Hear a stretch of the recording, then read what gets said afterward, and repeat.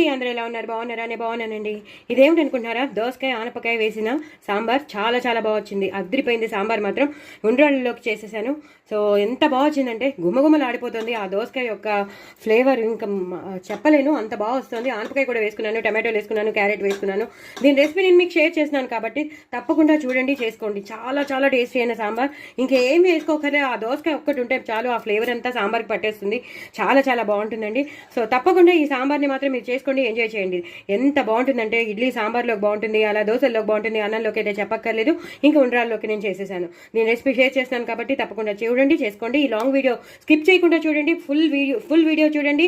అలాగే లేకపోతే మీరు మిస్ అయిపోతారు, నేను ఏమేమి వేసానో అన్ని మిస్ అయిపోతారు.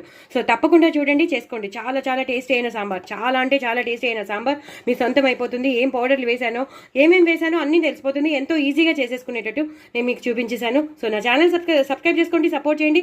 మరిన్ని రెసిపీస్తో మీ ముందుంటాను. Wish you happy Vinayaka Chavithi అండి. తప్పకుండా మీ అందరికీ వినాయకుడి అనుగ్రహం ఉండాలని కోరుకుంటూ బాయ్ అండి.